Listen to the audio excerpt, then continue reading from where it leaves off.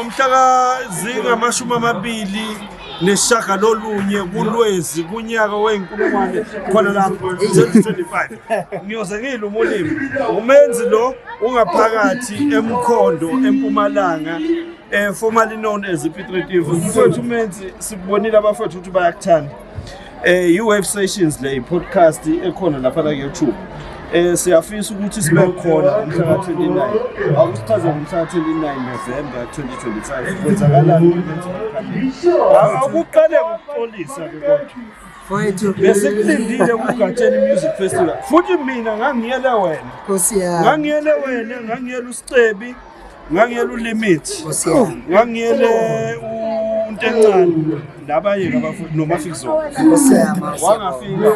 ngaxolisa kakhulu qala umpolise nje kubalandeli bakho engangisuke nabo bebezele wena ngaxolisa kakhulu Nkosi yami ngibingelele nabantu abazobuka lonke uhlelo lolu beziko wasemnambithi umhla 29 sizobe sine homecoming lapha engicabanga ukuthi okuhle kodwa kuzobe kwenzeka bazobe khona bona bekhulu esasinapha eGatsheni azange saphumelela ngezimo ezaba khona ngabe sekuphazamiseka kodwa ke ngingachaza kwezinye zezinkundla zokuxhumana okukhuluma konke umhla 29 sine homecoming kaMezi esemnambithi sikhasibakhe i-first annual mayithi first annual shutdown yakwasayo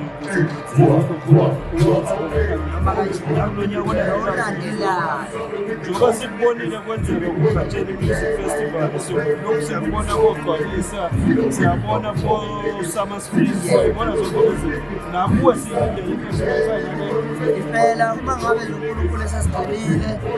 ngiphinde-ke ngincose nakuthi-ke sisebenzisane kahle ne-team yami nane-Zulu Snake Foundation engicabanga ukuthi i-team esisebenza kahle kakhulu nayo esisaphothile kahle engifise abantu balandele zonke iy'nkundla zokuxhumana ngabe Menzi Zulu Snake into efanayo uma ngabe sikhuluma nge-homecoming kaMenzi sokuzothola yonke information esinayo ngoMenzi uma sikhuluma ngabo ingabe ngikuvalele khoneni uma ngithi ngicela ukuthi before umhla ka-29 ube wenze i-activation ubabonile abantu eMkhondo bayakuthanda uyanqena ukwenza i-activation eMkhondo angiqeni kodwa sengiyakusaba ukukhuluma engibeke ngokuthi ngikhuluma kwamatasa so mina ngithi ngizoyenza vele kuwukuthi isikhathi asisatholakali ngendlela efanele kodwa yini esingayilindela ngomhla ka-29 November kungenzeka kube nomculo ongajwayelekile kaMenzi kodwa engingaqinisekisi-ke futhi engingasho ukuthi ngabe sekuwumsebenzi kaMenzi wonyaka ngivamile ukwenza izinto ngiy'bize ngokuthi ngiyidlalela kusuke sengidlalela i-album engicabanga ukuthi kukhona ongasekwenzeka ngike ngalalela enye yama-interviews wakho wathi i-album awuyenza kabili kathathu even kahlanu as long as yini edlalela lento engiyenzayo mina angikholwa ukuthi kuyisiphiwo noma iyithalente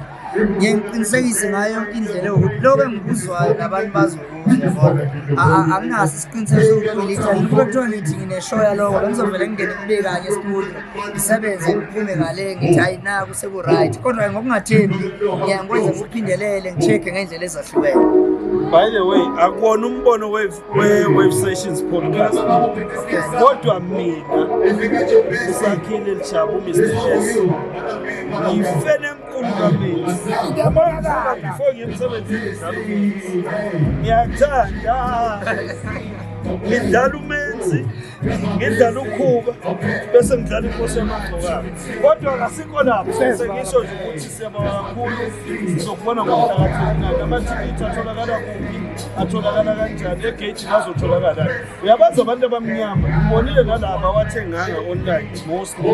but sithe masibone egate abantu begcwele bawathenga kakhulu egate siyawathola egate siwathola kukhona umcimbi mina ngiyacela ukuthi abantu bawathenge kusenesikhathi angifisi kube ukuthi uma ngabe sekuyilanga lomcimbi sekuyobhithwana esangweni kufunakala amathikithi siphazamisana nabantu abawathenga ngesikhathi esifanele engathi singathenga amathikithi ngesikhathi esifanele ukuze sizoba nesango lokuthi umuntu owathenga ithikithi nali isango lokungena ofuna ukuthenga ithikithi nali isango lokuthenga ithikithi nginganusa lokho ukuthi abantu abathenga amathikithi ey'toro zamathikithi Shoprite Spar ithikithi ngokuhlukahlukana okugcina cela abalandeli bakho ukuthi le i-Wave Sessions podcast mabayilandele basubscribe ngikwazi ukusubscribe ngesizulu ukuthi basubscribe bafake nemibono yabo bayilandele njengoba nawe iqophe khona la MC Damo umalanga ikhona 2028 ngaze ngikhohlwe negama Wave Session podcast engicabanga ukuthi ke indawo ezoninikeza indaba okuyizona ngeke niqambele amanga angazi ke manje sikhuluma iphutha le ndoda noma seniyenzani yabonga kakhulu Nakho bethe